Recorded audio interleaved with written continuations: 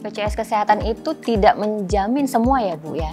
Jadi bukan tidak menjamin semua, bilangnya tidak menjamin semuanya, tapi ada sebenarnya ada yang tidak dijamin. Iya. Kami di asuransi Sinarmas memang benar-benar melakukan cost containment. Dengan tujuan apa? Untuk memastikan tadi uang yang telah dipercayakan oleh perusahaan-perusahaan kepada kami benar-benar kami bisa pertanggungjawabkan. Asuransi kesehatan apakah yang tepat untuk para UMKM ini? Ya, surprisingly ternyata di masa pandemi baru terlihat semua bahwa salah satu penopang ekonomi Indonesia ini adalah UMKM, dan terbanyak jumlah dari sisi jumlah perusahaan itu terbanyak ya UMKM.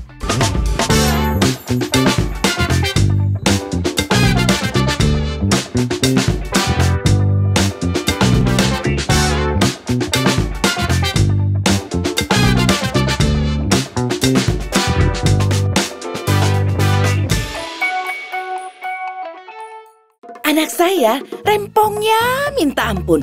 Kalau soal prokes, lebay. Padahal saya udah vaksin. Untung ketemu asuransi Simas COVID-19. Bisa ngelindungin, nggak pakai cemas. Semangat pagi, selamat datang kembali di Ngolam. Ngobrol lebih dalam bersama saya, Ratri Prastikasari. Semua perusahaan tentunya menempatkan karyawan sebagai aset. Memiliki karyawan yang sehat dan produktif merupakan impian setiap perusahaan. Sumber daya manusia yang sehat dan sejahtera akan berpengaruh besar kepada kinerja perusahaan agar menjadi lebih optimal. Jika sebuah perusahaan memiliki sumber daya manusia atau karyawan yang sakit-sakitan, segala pekerjaan tentunya akan terbengkalai dan tentunya mengganggu operasional perusahaan. Asuransi kesehatan dibutuhkan untuk memberikan jaminan perlindungan kesehatan dalam dunia kerja. Meski sudah memiliki opsi jaminan kesehatan dari BPJS Kesehatan, banyak perusahaan yang berusaha memberikan jaminan kesehatan yang lebih komprehensif untuk para karyawannya dengan menambah asuransi kesehatan komersial. Nah, apa saja yang harus diperhatikan dalam memilih asuransi kesehatan yang baik dan tepat untuk karyawan? Sudah hadir bersama saya narasumber, seorang ibu yang cantik tentunya, dan saat ini menjabat sebagai direktur dari PT Asuransi Sinarmas. Dan tentunya memiliki banyak sekali segudang pengalaman tentang asuransi kesehatan. Nah, kita akan berbincang-bincang dengan Ibu Dumasi MM Samosir untuk asuransi kesehatan ini. Halo Ibu Dumasi, apa kabar? Hai Ratri, kabar baik sekali, kabar luar biasa. Sehat ya Bu tentunya? Sangat sehat. Ya Bu, sekarang ini kan asuransi kesehatan merupakan hal yang tidak terpisahkan ya dari kehidupan kita sehari-hari maupun pada saat kita bekerja. Nah, menurut Ibu sebagai salah satu direktur di PT Asuransi Sinarmas dan pengalaman Ibu selama ini, mengapa asuransi kesehatan ini penting untuk perusahaan maupun untuk karyawan itu sendiri? Oke ya, thank you atas pertanyaannya ya. Jadi kesehatan itu merupakan sesuatu yang sangat penting dalam hidup, sangat mendasar. Karena kalau kita tidak sehat, semua yang kita punya tuh nggak ada artinya. Jadi oleh sebab itu buat individu-individu, apalagi buat perusahaan, kesehatan ini menjadi sesuatu yang paling mendasar, harus dimiliki, harus dipastikan aman. Itu sebabnya perusahaan itu ketika mereka merekrut karyawan, pastilah akan dilakukan pemeriksaan kesehatan terlebih dahulu. Untuk apa? Supaya mereka memastikan bahwa nanti in the future karyawan ini akan bisa produktif. Mengapa? Karena dia senantiasa sehat adanya. Jadi apalagi buat sebuah negara. Contohnya kita lihat aja untuk pejabat-pejabat negara. Ketika mereka akan dipilih itu pasti harus ada dulu pemeriksaan kesehatan. Ya, dalam pilar wealth management pun kita ketahui bahwa yang paling mendasar juga adalah bagaimana kita memproteksi kesehatan. Nah, salah satu cara memproteksi kesehatan ini adalah melalui asuransi kesehatan tentunya. Apakah asuransi kesehatan ini di negara ini Bu, di Indonesia ini apakah merupakan satu hal yang wajib untuk dibeli oleh perusahaan? Oke, sampai dengan tahun 2014 belum wajib. Memang sudah ada waktu itu asuransi di jaminan kesehatan dari BPJS Ketenagakerjaan, tapi itu hanya bagi pekerja. Ada juga misalnya di asuransi pegawai negeri, ada juga ya. Nah, tapi untuk seluruh masyarakat luas itu belum diwajibkan. Barulah pada tahun 2014 itu diwajibkan bahwa seluruh penduduk Indonesia, masyarakat Indonesia wajib memiliki proteksi jaminan dari BPJS Kesehatan. Oke. Kemudian Bu, bagaimana cara penyediaan asuransi kesehatan karyawan yang bisa diambil oleh perusahaan? Apakah perusahaan bisa memilih untuk selain tadi ya BPJS Ketenagakerjaan yang memang sudah wajib, apakah bisa menambah asuransi komersial atau mungkin self insured atau bagaimana? Oh iya, jadi seperti tadi saya bilang kalau di zaman dahulu sebelum tahun 2014 biasanya perusahaan-perusahaan itu bebas memilih ya mereka apakah akan mengikuti jaminan kesehatan dari BPJS Kesehatan atau membeli sendiri dari asuransi komersial ataupun asuransi kesehatan tambahan. Jadi kalau dulu opt out namanya sistemnya. Kalau sudah memiliki asuransi kesehatan tidak perlu lagi ikut dari jaminan kesehatan yang ada di BPJS Ketenagakerjaan. Tapi sejak tahun 2014 tidak harus ikut dulu BPJS Kesehatan. Nah, di luar itu perusahaan-perusahaan juga biasanya memberikan tambahan jaminan lagi kepada para karyawannya dan keluarganya, terutama level tertentu mungkin ya. Ataupun ada juga perusahaan-perusahaan yang memberikan jaminan kesehatan tambahan itu kepada seluruh karyawannya. Mengapa?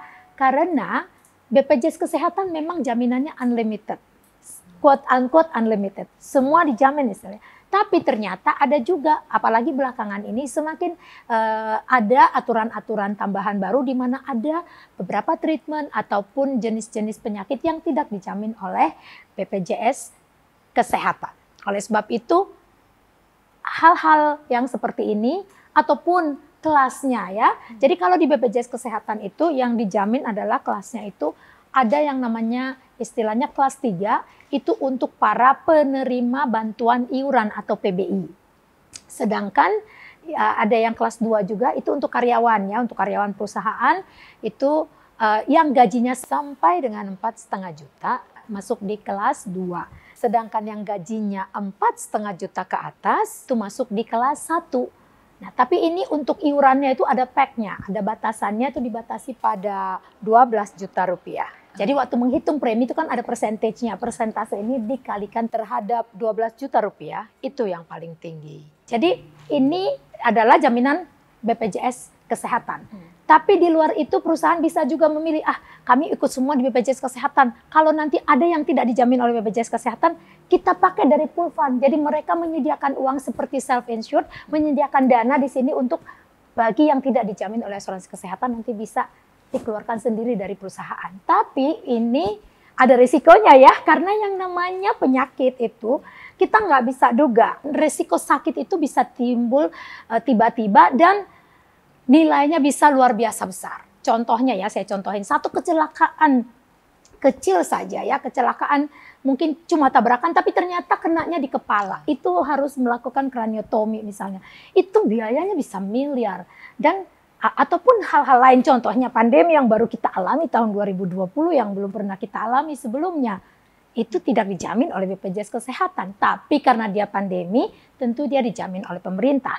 Namun demikian ada obat-obat yang tidak dijamin oleh pemerintah. Ya, misalnya pembelian obat-obat tertentu yang memang tidak masuk dalam jaminan selama pandemi oleh pemerintah. Dan itu berarti harus dibeli sendiri. Nah, kalau perusahaan-perusahaan sudah mencadangkan tentu lebih mudah. Atau mereka mungkin ada membeli namanya ASO ya, Administrative Service Only, uang masih dari mereka tapi dikelola oleh TPA ya, third party administrator yang bisa dilakukan oleh perusahaan TPA ataupun perusahaan asuransi yang memang memiliki izin TPA. Ya. Oh, jadi bisa macam-macam ya Bu ya. Ya. Dan terkait tadi tentang BPJS Kesehatan, saya juga baru tahu nih Bu, ternyata BPJS Kesehatan itu tidak menjamin semua ya Bu ya. Jadi bukan tidak menjamin semua. Bilangnya tidak menjamin semuanya, tapi ada sebenarnya ada yang tidak dijamin. Nah, iya, itu. Nah, berarti asuransi kesehatan komersial itu masih tetap dibutuhkan untuk mengcover hal-hal yang tidak dijamin oleh BPJS tadi ya Bu ya. Yang contoh paling utama sebenarnya mungkin soal kelas. Jadi biasanya kan level tertentu itu mereka udah berikannya adalah misalnya VIP.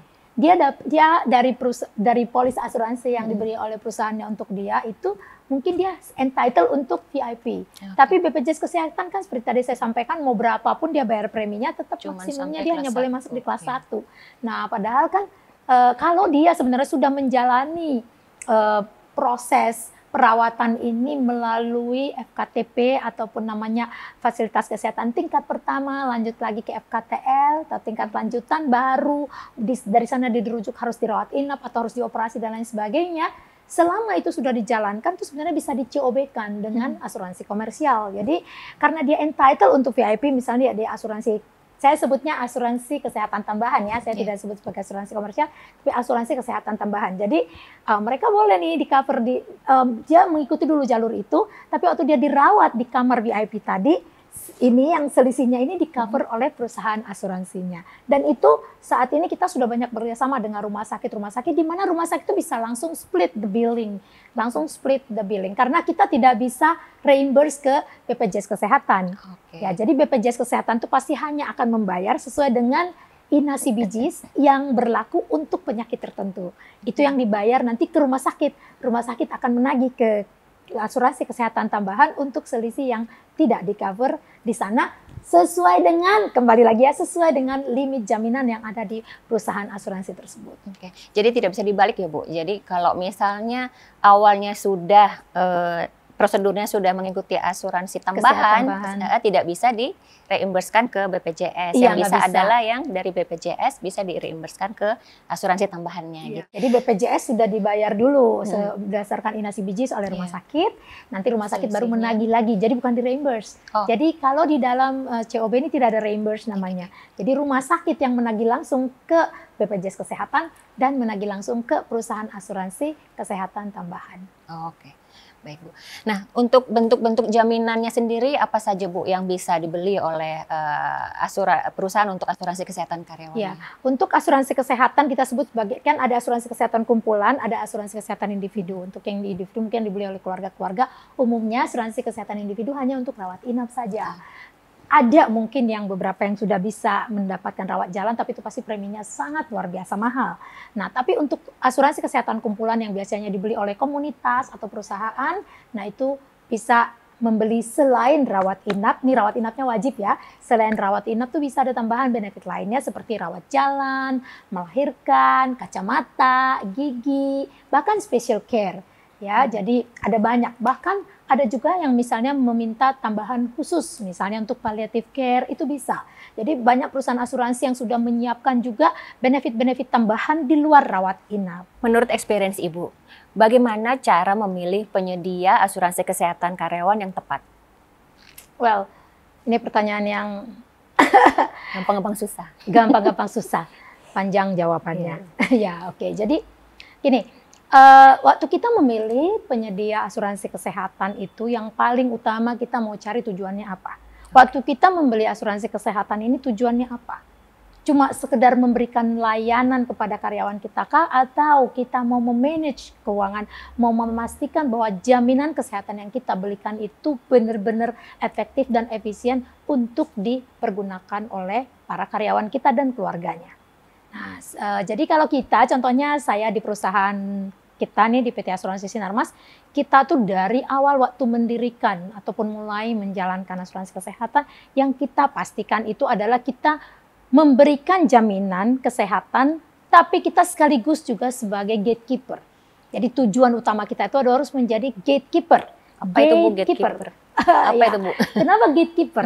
Karena gini loh, perusahaan sudah mempercayakan uangnya ya, mau besar mau kecil ya, sudah mempercayakannya kepada kita, PT Asuransi Sinarmas. Kita nggak boleh asal bayar klaim aja, datang klaim, datang dari TPA, tinggal bayar. Kalau begitu kan kita seperti tidak care gitu ya. Jadi what we do is actually kita mau memanage di dalam pembayaran klaim. Dengan cara apa? Kita mengelolanya dengan benar-benar, kita melakukan UR, artinya utilization review. Waktu seseorang diberikan pelayanan di rumah sakit, tim kita ada namanya tim UR yang memang setiap hari memonitor perawatan yang terjadi di seluruh rumah sakit yang ada di seluruh Indonesia untuk pasien-pasien kita yang ada. Apakah rumah sakit memberikan pelayanan yang secara medis dibutuhkan?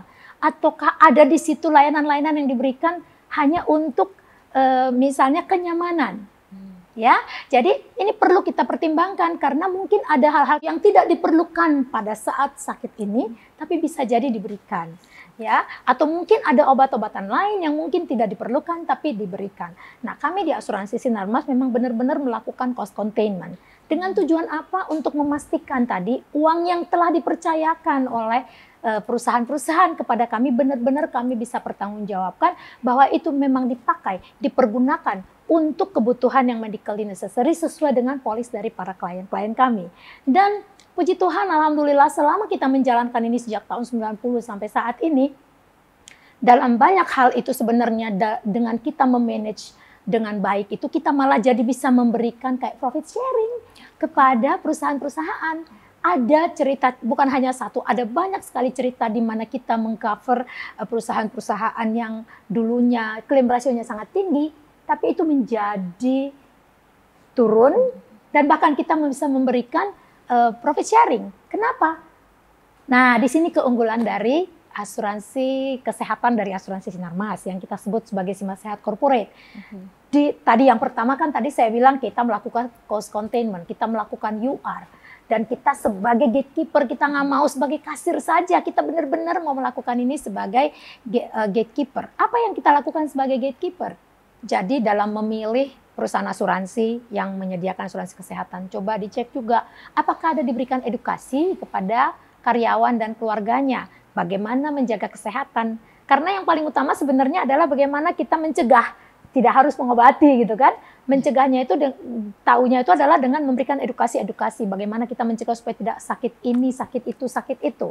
Dan itu di asuransi Sinarmas kita sudah lakukan sejak tahun 2010, di mana kita setiap bulan itu, setiap 2 minggu sekali kita melakukan health talk sampai dengan saat ini. Dan sekarang malah lebih mudah lagi sejak pandemi itu bisa di Zoom dan juga melalui YouTube ya secara live streaming. Jadi kami melihat banyak sekali sharing-sharing yang diberikan melalui health talk ini yang bisa menurunkan klaim rasio di klien-klien gitu ya. Contohnya, misalnya pabrik ya, biasanya mungkin adalah dari pengalaman klaim, kita melakukan analisa klaim ya secara rutin setiap bulan, ada yang 3 bulan, ada yang 6 bulan, dan di situ nanti kita akan melihat kenapa ya di divisi tertentu klaimnya banyak sekali, klaimnya jenisnya apa aja, demikian pula mungkin di daerah tertentu kenapa klaimnya tinggi sekali, atau di suatu kompleks sebuah pabrik misalnya, kenapa klaim diare banyak sekali. Nah ini kita melihat apa penyebabnya. Biasanya kita tentu berdiskusi dengan tim human capitalnya dan untuk melihat, oh mungkin kalau yang tadi banyak diare, kantinnya di mana, karyawan-karyawan ini makannya di mana, apakah di kantin yang disediakan pabrik atau dibebaskan di luar. Kalau dibebaskan di luar, apakah kantin-kantin yang ada di luar ini pernah diedukasi untuk bagaimana menyediakan makanan yang bersih gitu, yang hygiene-nya diperhatikan gitu. Nah, hal-hal seperti itu dari kejadian-kejadian seperti ini kita banyak sekali menemukan akhirnya oh jadinya perusahaan bikin kantin deh atau mereka menyediakan tempat yang lebih layak untuk para UMKM untuk berjualan makanan di sekitar sehingga hasil akhirnya itu bisa menurunkan klaim. Nah, demikian pula dengan kita memberikan edukasi bagaimana healthy lifestyle. Kebetulan kita di asuransi Sinarmas, di tim asuransi kesehatan kita itu ada yang namanya R&D ya, Research and Development. Nah, di sini kita menganalisa seluruh penyakit-penyakit yang ada yang dari puluhan juta cases yang kita udah tangani sejak tahun 1990. Jadi sudah banyak sekali dan dari sini kita tentu menganalisa penyakit-penyakit apa sih yang ada di Indonesia umumnya, apa penyebabnya, gimana cara mencegahnya, atau dokter mana yang paling tepat menangani penyakit tertentu. Atau waktu diobatin di mana, mungkin sama-sama penyakit kanker. Tapi kenapa ya yang di sini lama dan lalu meninggal? Di tempat lain langsung cepat diketahui, langsung disembuh, langsung bahkan bisa sembuh. Ada yang langsung dioperasi, ada yang tidak dioperasi. Atau adakah teknik-teknik baru perawatan misalnya untuk penanganan luka atau joint atau apa saja. Ya, itu banyak sekali. Jadi memang kita mengkhususkan diri bahkan ketika kita mengatur hubungan kita dengan rumah sakit provider, kita mencari spesifik rumah sakit yang ada di dalam negeri dan luar negeri untuk spesifik penyakit-penyakit tertentu. Ya, dengan adanya BPJS Kesehatan memang kita hampir seluruh rumah sakit yang ada di seluruh Indonesia ini menjadi rekanan kita. Tapi kita juga punya di luar negeri. Kenapa di luar negeri? Karena jenis-jenis penyakit tertentu yang memang merupakan keahlian dari rumah sakit tertentu ini. Jadi kami makanya punya 10 rumah sakit provider di luar negeri yang memang punya specialty-nya. gitu. Oke. Jadi luar biasa sekali ya Bu yang dilakukan oleh asuransi Sinarmas dalam memanage uang premi yang sudah dibayarkan oleh klien gitu ya. Iya. Nah, terkait tadi gatekeeper, mungkin selama ini persepsi orang kalau misalnya dilakukan analisa oleh perusahaan asuransi kayaknya ribet gitu, jadi kayaknya nggak mau bayar atau apa. Ternyata tujuannya adalah untuk melakukan analisa sehingga diketahui penyebab dari tingginya suatu klaim dan perusahaan asuransi, perusahaan atau klien itu bisa meminimalkan biaya untuk premi ke depannya gitu ya Bu ya? Betul sekali. Jadi kita sebenarnya menunjukkan tanggung jawab kita itu ya. Jadi kita memastikan bahwa memang preminya itu dipakai untuk membayar klaim yang memang wajar gitu ya. Oke. Terus terkait tadi yang health talk ya Bu ya. Talk, nah itu juga kalau setahu saya, yang pengalaman saya juga, biasanya kan orang kalau dikasih tahu untuk hidup sehat oleh orang terdekat mungkin masuk telinga kiri, keluar telinga kanan. Cuman kalau misalnya dengar dengan ahlinya, entah dokter atau mungkin ahli yang terkait, mereka akan lebih percaya dan melakukan. Nah, itu juga penting. Ya, karena ahlinya juga saat di health talk itu kan mereka ceritain cases ya. Dan karena memang ahlinya, jadi biasanya orang, oh iya ya, dan mereka bisa relate ke apa yang mereka alami sehari-hari. Dan satu hal lagi yang juga kita selalu lakukan adalah health festival. Biasanya tuh ada klien-klien kita yang juga memang melakukan health festival, di mana mereka misalnya ada di situ sekalian bazar untuk makanan sehat, untuk alat-alat kesehatan dan lain sebagainya, atau olahraga bersama gitu ya. Nah, membiasakan karyawan untuk mulai melingkupi dirinya dengan semua yang sehat. Nah, kalau kita sendiri di asuransi Sinarmas, puji Tuhan, alhamdulillah memang perusahaan kita ini sangat care terhadap karyawan, kesehatan karyawan. Kita tuh bahkan selalu ada, kita punya tagline itu di asuransi Sinarmas adalah be healthy and wealthy with asuransi Sinarmas. Sehatlah dan makmurlah bersama asuransi Sinarmas. Jadi kita mau karyawan kita dan keluarganya itu jaga kesehatannya supaya mereka bisa menikmati kemakmurannya, kekayaannya, bisa mengembangkan kekayaannya. Seperti tadi kita bicara di awal, 3 pilar dari wealth management itu, yang pertama tadi proteksi, kedua adalah mengembangkannya. Jadi ketika kita sehat, jadi kita bisa mengembangkan. Kalau kita nggak sehat, uangnya udah kepake dulu, boro-boro mengembangkan udah habis karena tidak terproteksi gitu. Iya. Kemudian Bu, mungkin ini pertanyaan terakhir ya Bu ya. Saat ini kan pemerintah sedang giat-giatnya mendukung UMKM. Nah, menurut Ibu, asuransi kesehatan apakah yang tepat untuk para UMKM ini? Ya, surprisingly ternyata di masa pandemi baru terlihat semua bahwa salah satu penopang ekonomi Indonesia ini adalah UMKM, dan terbanyak jumlah dari sisi jumlah perusahaan itu terbanyak ya UMKM. Jadi memang kita juga menyediakan asuransi kesehatan tambahan untuk para UMKM, yaitu dengan melalui yang namanya SME atau untuk Simas Sehat Corporate untuk SME atau Small Medium Enterprise. Jadi di sini 5 orang, 10 orang, 15 orang itu sudah bisa, biasanya untuk bisa mendapatkan jaminan yang lengkap itu surat rawat inap, rawat jalan dan lain sebagainya, itu harus minimal 100 orang. Tapi kalau untuk SME bisa 15 orang.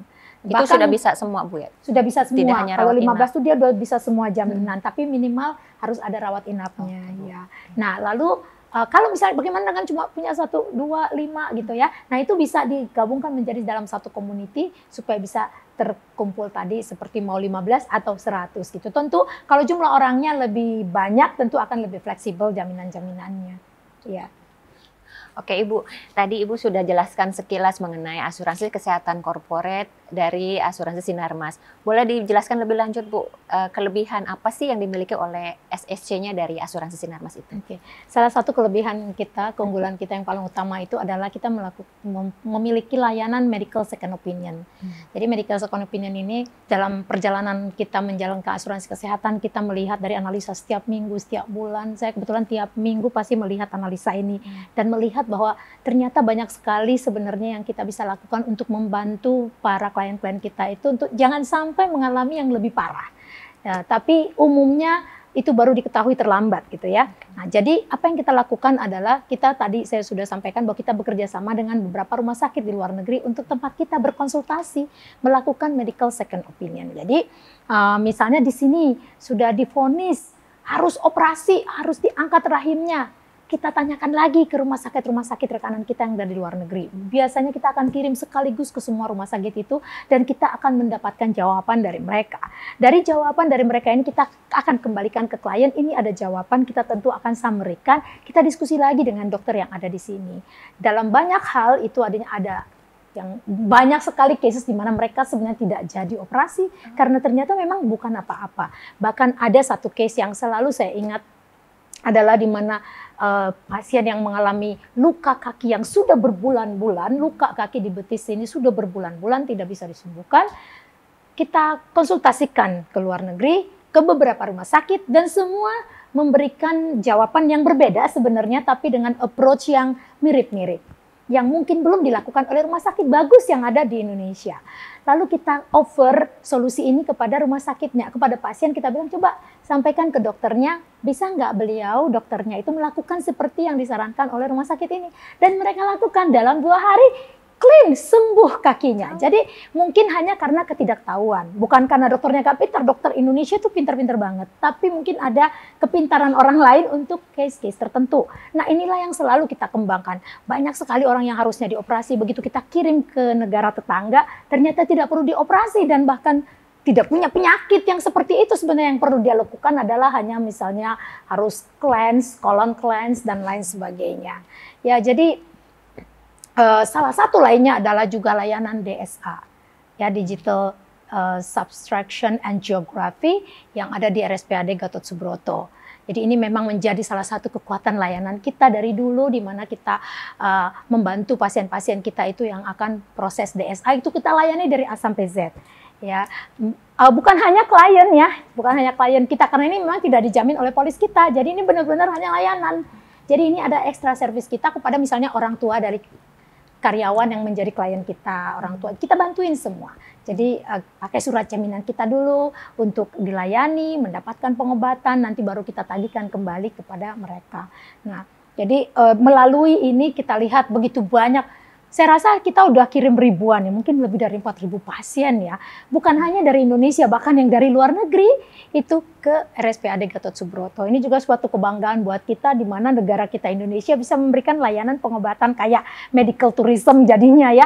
Untuk pasien-pasien yang datang dari Malaysia, dari Thailand, dari Vietnam yang merupakan rekanan-rekanan kita. Misalnya keluarganya adalah keluarga dari karyawan yang kebetulan karyawan ekspat di Indonesia ini gitu. Oh, luar biasa sekali Bu, karena saya dengar kalau DSA itu kan lumayan antriannya cukup panjang sampai berbulan-bulan gitu. Iya. Ternyata PT Asuransi Sinarmas bisa membantu untuk pasien yang memang sudah urgent ya, untuk memang itu bisa lebih cepat gitu ya Bu ya. Jadi kalau yang urgent itu kita pasti bisa cepat sekali. Nah, tapi juga kita memberikan pengertian. Ada juga misalnya yang baru kena stroke-nya.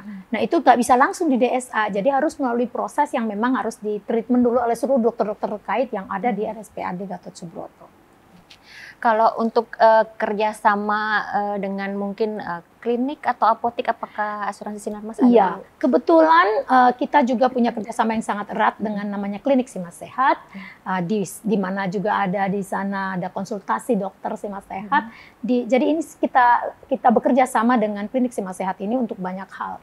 Tadi awalnya sih untuk karyawan kita, tapi karena ternyata bisa berkembang luar biasa ya, happy karyawan kita akhirnya juga berkembang kepada masyarakat sekitar. Bahkan di masa pandemi Klinik Simas Sehat ini ditunjuk oleh pemerintah juga sebagai klinik untuk pelaksana vaksinasi, sehingga menjadi CSR dari perusahaan asuransi kita.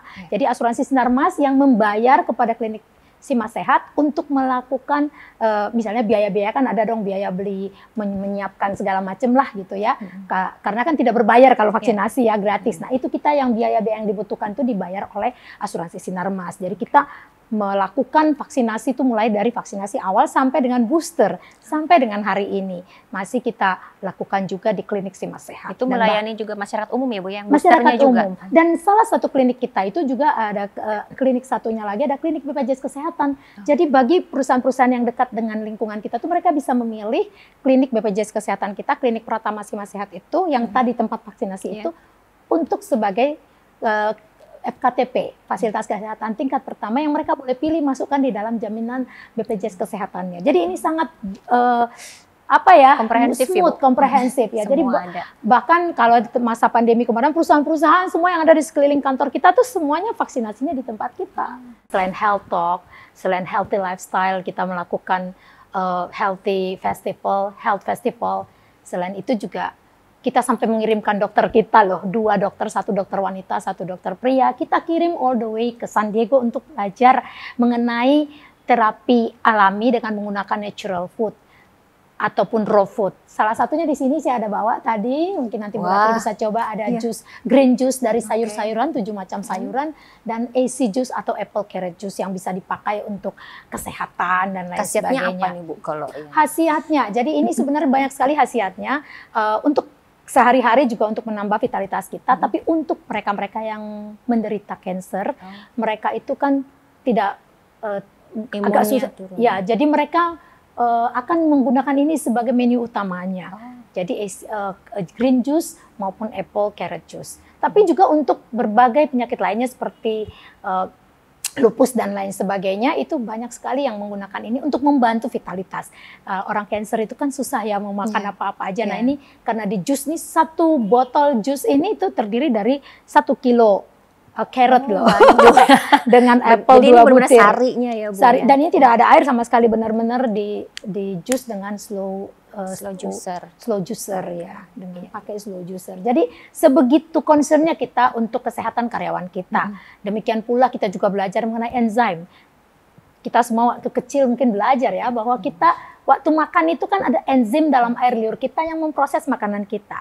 Kenapa sekarang sudah tidak banyak lagi? Karena makanan-makanan yang kita makan enzimnya sudah berkurang.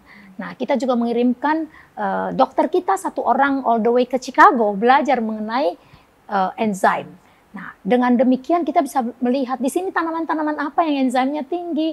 Mungkin dari jamu-jamuan juga ada gitu untuk kita perkenalkan kepada karyawan kita untuk mereka bisa nikmati sehari-hari sebagai untuk menjaga kesehatan, vitalitas, kesehatan dan ya untuk menjaga kesehatan sehari-hari bersama keluarga di rumah.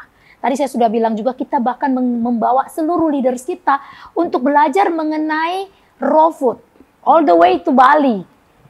Nggak laki-laki, nggak perempuan, semua ikut belajar gimana cara membuat makanan-makanan yang raw dengan sehat. Tanpa harus dimasak, tanpa harus ada di sekitar kita, bisa kita tanam di sekitar kita. Dan itu kita lakukan adalah untuk karyawan kita tuh supaya semua sehat. Keren banget Bu. Jadi asuransi Sinarmas tidak hanya care sama kliennya ya Bu ya, tapi sama karyawannya juga sangat care. Seperti cerita Ibu tadi menyediakan segala macam fasilitas untuk supaya mereka tetap sehat. Oke, boleh dicoba Bu ininya? Iya yuk kita nggak coba. Atau minum kopi dulu nih. Kayaknya sambil minum-minum gini enak juga kalau diiringi sama musik ya. Ya. Ayo, mungkin ada yang bisa musik, ada ya. Mungkin ada yang main musik, piano. Kita sambil minum kopi atau jus. By the way, di dalam layanan kita itu juga ada coffee enema namanya. Coffee enema. Jadi coffee enema itu adalah untuk membersihkan usus dan memasukkan kopi melalui dubur. Oh, itu nggak sakit ya? Enggak, iya. Kalau udah nyaman, itu juga merupakan salah satu rangkaian dari pengobatan dengan menggunakan Gerson terapi. Oh, oke. Iya. Minum dulu, iya, Bu. iya.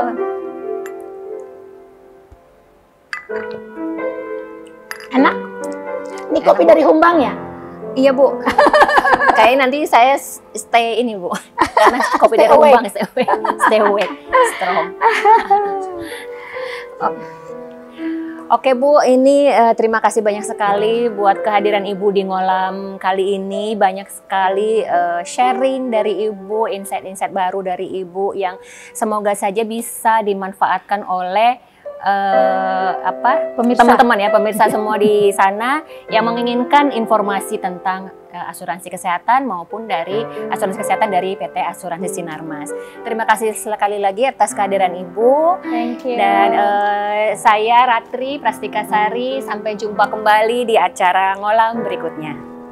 Bye. Bye.